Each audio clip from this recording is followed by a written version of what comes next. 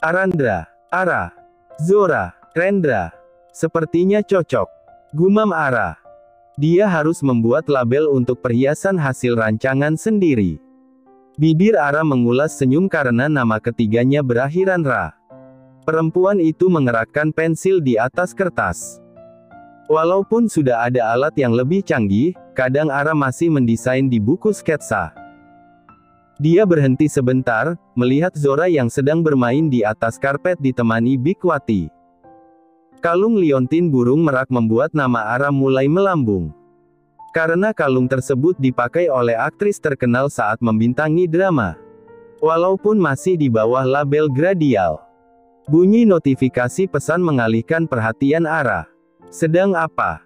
Ara tersenyum sendiri. Sedang coret-coret. Besok aku ingin mengajak kalian ke taman bermain park studio atau kebun binatang. Pilih yang mana?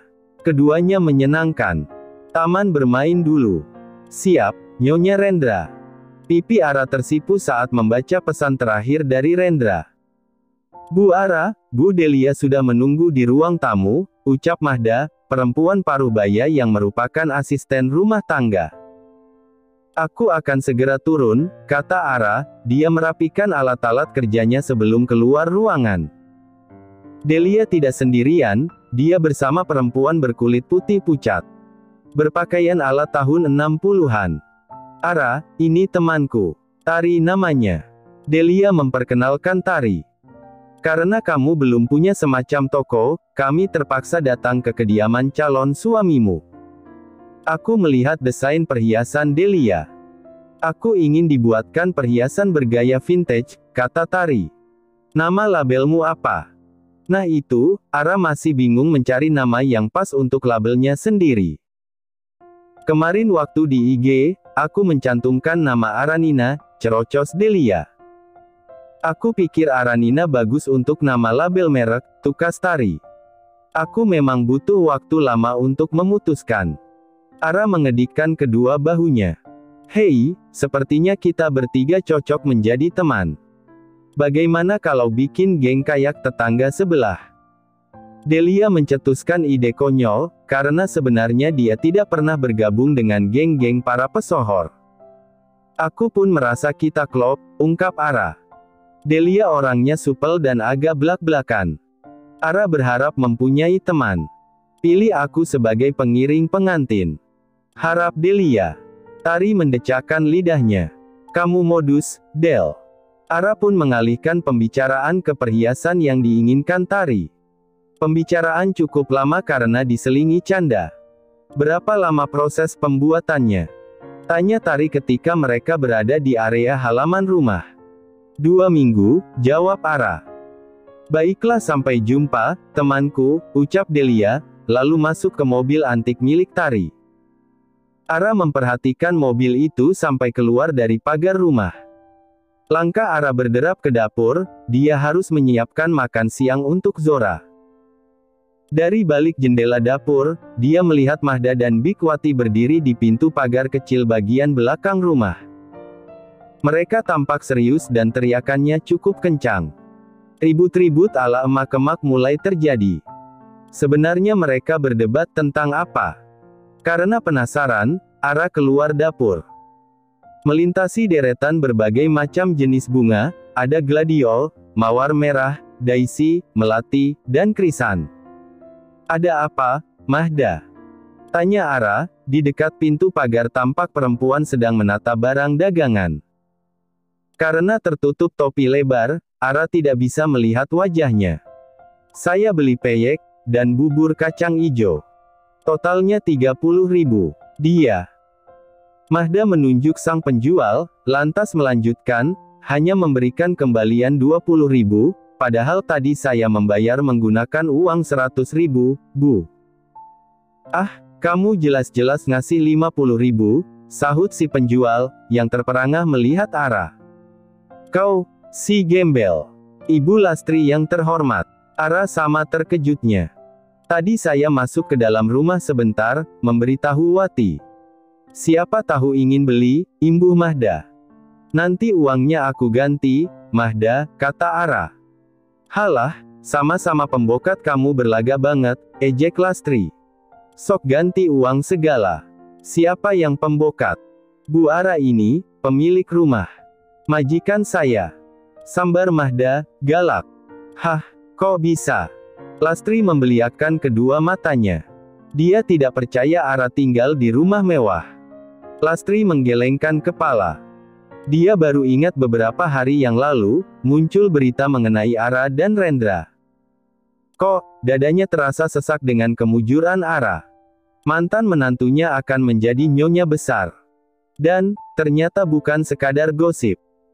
Kamu pasti menggunakan pelet untuk menjerat Rendra, tuduh Lastri, frustasi sendiri. Iya, kan? Bagaimana mungkin perempuan bodoh seperti dirimu bisa menjadi calon istrinya Rendra? Ara tidak menggubris Lastri. Dia berjalan meninggalkan pintu pagar. Teriakan Lastri bagai dengung lebah-lebah yang kehilangan tempat tinggal. Ara, kau pasti pergi ke gunung buat semedi. Kau pasti menggunakan susuk. Ara. Lastri menendang pintu pagar yang ditutup Mahda. Dia masih memaki jengkel seraya mengayunkan langkahnya menyusuri jalan perumahan. Karena tidak bisa naik sepeda Lastri harus jalan kaki. Ternyata berat sekali berjualan keliling. Capek, jualan belum laku semua. Bibir penuh kerutan itu tersenyum licik, setidaknya dia dapat 50.000 hasil berdusta. Lastri berharap uang yang diinvestasikan berjalan lancar. Supaya tidak perlu berjualan keliling dan panas-panasan. Sesampainya di rumah, Lastri langsung membuka tudung saji. Dia berteriak keras, "Dewi, kenapa belum masak?" "Dewi, apaan sih, Bu?" Dewi keluar dari kamarnya sambil menguap panjang. "Aku kan udah capek buat bubur kacang ijo, terus dikemas. Ibu, kan, lapar." Lastri memasang muka marah. "Lauknya bisa pakai peyek," sahut Dewi, enteng. Lastri geram dengan kelakuan Dewi. Rumah dalam kondisi berantakan tidak dirapikan. Perkakas bekas memasak masih teronggok di wastafel dapur. "Kamu kalau masih mau tinggal di rumah ibu, harus nurut kata ibu. Ngert?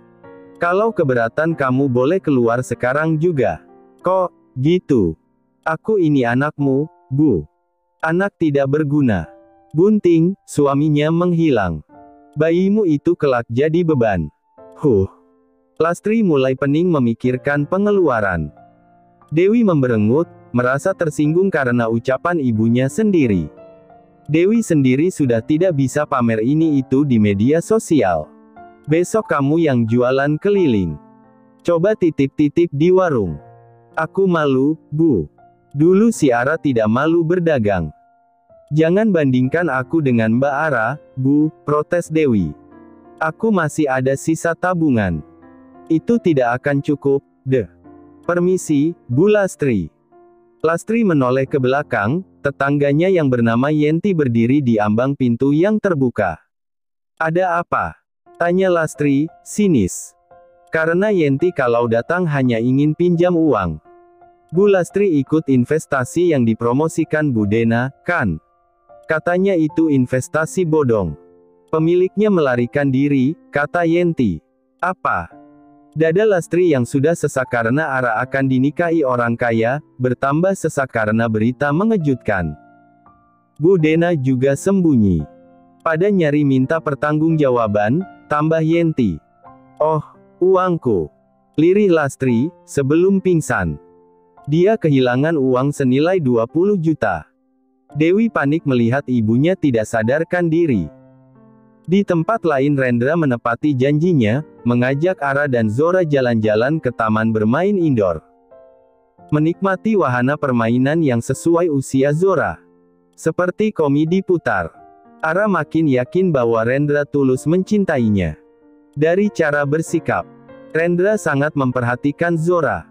Sedari tadi, putri kecilnya berada di dekat Rendra.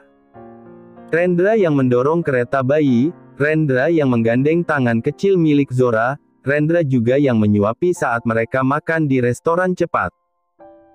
"Kamu makan saja, biar Zora aku yang pegang," kata Rendra, karena si gadis kecil tidak mau duduk di kursi khusus bayi. Kamu tidak makan. Gantian, Ara. Rendra mencubit hidung Ara dengan gemas. Maaf, aku Lola. Loading lambat. Ara meringis kecil. Bagaimana belajar menyetirnya? Tanya Rendra. Berjalan lancar, Ren. Ponsel Rendra berdering, lelaki itu keluar restoran sambil menggendong Zora. Ada apa, Paman? Ren, kamu di mana? Giselle. Bayinya Giselle meninggal di dalam kandungan. Handoko lantas memberikan alamat rumah sakit. Nanti aku ke sana. Rendra tidak langsung masuk kembali ke dalam restoran, supaya Ara menyelesaikan makannya terlebih dahulu. Dia mengajak Zora berjalan memutari lantai 2. 6 menit berlalu, Rendra masuk ke restoran seraya menggandeng tangan Zora. Kalian kemana saja? Tanya Ara. Niko akan mengantar kalian pulang, aku harus ke rumah sakit, ucap Rendra. Giselle kehilangan bayinya. Dia mengalami tekanan batin karena Bayu berkhianat dan berselingkuh. Ara tidak tahu harus berkata, karena dia membenci Giselle. Walaupun begitu dia merasa iba, kehilangan bayi pasti sangat menyedihkan. Zora, papa pergi dulu. Zora sama Bubu. Bunda, Ren. I love Bubu. Rendra mencium pipi Ara dengan cepat, lalu berderap keluar restoran. Rendra tiba di rumah sakit dengan menggunakan taksi online. Dia menuju ruang rawat inap. Kenapa paman baru memberitahuku sekarang? Tanya Rendra, memandang Giselle yang terkulai di atas ranjang. Matanya menerawang jauh. Kosong. Aku lupa, Ren. Karena panik, ungkap Handoko. Handoko menceritakan sejak semalam, Giselle tidak merasakan pergerakan bayinya. Setelah melakukan pemeriksaan, janin sudah meninggal, karena plasenta yang tidak bekerja dengan baik. Giselle harus menjalani operasi caesar disebabkan posisi bayi tidak normal. Pa, segera urus perceraianku dengan Bayu, pinta Giselle. Tidak ada pintu maaf untuk lelaki seperti Bayu. Tangis pilu kembali terdengar. Handoko segera menggenggam tangan Giselle. Setiap perbuatan baik dan buruk akan mendapatkan balasan, Giselle, kata Handoko. Semoga kamu bisa lebih bijak dalam mengambil keputusan. Rendra memandangi Giselle dan Handoko. Mendadak pemandangan tersebut mengingatkan dia pada Zora. Putriku, lirihnya. Semoga lekas pulih, Giselle. Jiwa dan ragamu, ucap Rendra. Giselle lebih tenang, dia menyusut air matanya. Rasa nyeri bekas operasi, tidak seberapa dibandingkan rasa sakit hatinya. Apakah dulu Ara juga mengalami hal serupa? Sesak dan perih. Bayu mendapati apartemen yang sepi saat dia pulang. Dia menghabiskan 2 hari di puncak bersama Marsha, lalu ke Bali selama 3 hari. Bayu terpaksa merogoh kocek lebih dalam, supaya Marsha kagum. Untung dia punya uang hasil over kredit rumah, yang jumlahnya lumayan. Toh nanti dia akan mendapatkan gantinya. Ingat jalan pulang rupanya. Giselle ternyata duduk di sofa. Aku akan pergi dari apartemenmu. Setelah anakmu lahir, kita akan bercerai, kata Bayu. Giselle tertawa sumbang saat Bayu menyebut anakmu. Kenapa tertawa? Aku sudah mengajukan gugatan cerai, Bay. Tidak perlu menunggu anakku lahir. Anakku memilih tidak dilahirkan ke dunia, karena mempunyai ayah gila harta dengan cara jadi benalu, jawab Giselle, sinis. Bayu menyadari perut Giselle yang tidak besar seperti biasanya. Kamu keguguran. Lepaskan jam tanganmu. Kembalikan kunci mobil. Keluar dari apartemenku sama seperti waktu kamu masuk. Giselle mengabaikan pertanyaan Bayu. Baiklah. Bayu melepaskan jam tangan mahal ke arah Giselle, jatuh tepat di dekat kaki perempuan itu. Perempuan sombong. Giselle menatap Bayu. Bagaimana bisa dulu dia sangat bodoh, mencintai lelaki seperti Bayu. Selamat tinggal, Giselle, ucap Bayu. Aku tidak membawa satu pun pakaian. Bayu meninggalkan unit apartemen Giselle. Harga dirinya terasa diinjak-injak. Dengan menggunakan taksi online, Bayu ke hotel. Tidak masalah dia berpisah dari Giselle. Karena sebentar lagi mendapatkan Marsha. Bayu bersyukur, anaknya tidak terlahir di dunia. Dengan begitu dia bisa menikahi Marsha lebih cepat. Sepertinya semesta mendukungku. Bayu tertawa sendiri. Persiapan pernikahan sudah 60%. Ara sedang mencoba gaun pengantin berlengan panjang, dan kebaya putih. Dia tertegun kala melihat bayangan tubuhnya di cermin besar. Bagaimana kamu suka? Ada bagian yang kurang pas? Tanya Jill, desainer pilihan Ara. Karena melihat rancangan-rancangan Jill di media sosial. Luar biasa, sahut Ara, gaun putih berlengan seperti lonceng itu sangat indah. Ara rasanya ingin menjerit saking senangnya. Setelah selesai melakukan pengetesan gaun, Ara keluar ruangan, Rendra masih setia menunggu. Sayang sekali aku tidak bisa melihat seperti apa gaunmu, komentar Rendra. Kau ternyata penganut paham mitos, bahwa calon mempelai laki-laki tidak boleh melihat gaun pengantin. Karena untuk kejutan, Ren. Sekarang kita mau kemana? Nonton film di bioskop. Kita belum pernah kencan. Rendra menggandeng tangan Ara keluar butik, mereka berdua berjalan menyeberangi jalan. Cuaca siang cukup terik. Mal yang mereka tuju memang tidak jauh dari butik. Bioskop berada di lantai 3 mal. Rendra sudah memesan tiket bioskop sebelumnya. Kamu suka film aksi, kan? Rendra bertanya. Asal bukan horor. Mereka menonton film selama kurang lebih 2 jam. Ketika keluar mal, hari sudah menjelang malam. Rendra mengendarai mobil dengan kecepatan sedang, menuju kediamannya yang ditinggali Ara. Ara bergegas mencari Zora yang sedang bermain di halaman belakang. Meninggalkan putrinya selama 5 jam bagai 5 tahun. Ara juga harus segera mengirim desainnya ke Gradial. Bunda, mandi dulu ya. Ara melangkah masuk ke dalam rumah. Dia berpapasan dengan Mahda yang membawa nampan secangkir kopi. Untuk Rendra. Iya, Bu Ara. Biar aku yang nganter sekalian. Di kamar atau ruang kerja? Ara meraih nampan dari tangan Mahda. Kamar, Bu. Oh, oke. Ara menaiki undakan anak tangga. Menuju kamarnya Rendra. Ren. Ara mengetuk pintu. Karena tidak ada tanggapan dia menguak pintu perlahan. Rendra, aku masuk ya. Rendra tidak terlihat, tetapi terdengar suara gemericik air di kamar mandi. Ara segera menaruh nampan di meja, dia kemudian hendak keluar kamar saat sudut matanya melihat kertas berwarna lavender di atas meja. Kertas yang pernah dilihatnya. Ya, dulu Janendra sering menulis di buku yang berwarna lavender. Ara mengambil kertas itu.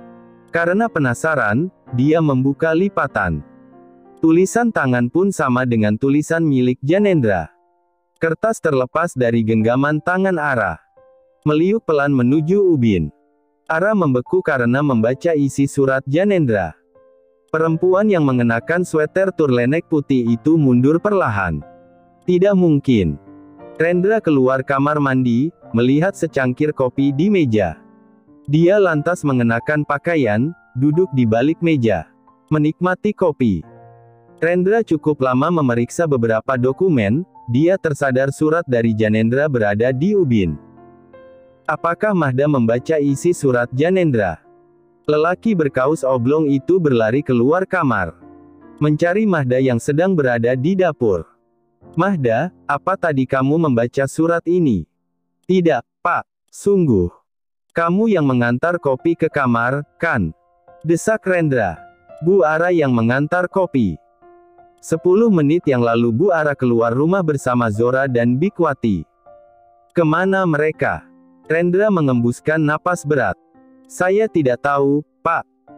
Tidak mungkin Ara ke rumah Janendra, akan mudah ditemukan oleh dirinya. Ara sudah menonaktifkan ponsel. Rendra menelepon Bikwati, sama-sama tidak aktif. Rendra mengirim pesan. Bikwati, katakan di mana Ara. Seperti biasanya disertai ancaman. Katakan kalau sayang nyawa. Karena tidak ingin berdiam diri saja, Rendra mencoba mencari Ara. Dia yakin Ara pergi karena isi surat Gyanendra. Setelah berada di jalanan selama 2 jam, Rendra menerima pesan dari Bikwati. Bu Ara ada di rumah Pak Gyanendra. Tadi kecopetan, rencananya mau menginap di hotel. Tidak punya uang cash. Kasihan Zora jika tidur luar. Mobil Rendra pun meluncur ke rumah Gyanendra. Dia tidak sabar segera sampai. Begitu mobil merapat di halaman rumah, Rendra keluar kendaraan. Berlari melintasi halaman samping, dia tahu pintu belakang terbuka. Akan tetapi, dugaannya salah. Bahkan lampu teras belakang tidak menyala. Mungkin Bikwati berbohong. Rendra duduk di kursi santai. Duduk termenung sampai 30 menit. Tidak lama kemudian, lampu dapur terlihat menyala. Rendra berdiri dan mengetuk pintu yang terbuat dari kaca. Ara tampak terkejut. Mau tidak mau dia membuka pintu. Kenapa pergi? Karena selama ini sikapmu palsu. Perhatianmu palsu. Kamu melakukannya demi Gyanendra. Ara menahan air mata. Kamu bohong, Ren. Di dalam surat tidak ada permintaan Gyanendra supaya aku tinggal di rumahnya. Ara, dengar. Aku tidak mau mendengar. Jangan khawatir, aku akan pergi dari sini setelah mengurus semuanya. Ara kehilangan dompet. Dia dicopet ketika baru keluar dari minimarket. Aku menginginkanmu sejak malam kita bersama. Rendra memegang kedua pundak Ara. Sejak saat itu aku gila karena bayangmu. Ara menengadah, mencari kebenaran dari sorot mata Rendra. Namun, hatinya menolak saat menemukan jawaban. Ketulusan dan kejujuran terlihat jelas. Rendra yang penuh perhatian ternyata karena wasiat. Itu yang sedang mendominasi pikiran Ara. Cinta. Itulah alasan yang sesungguhnya, Ara. Ungkap Rendra.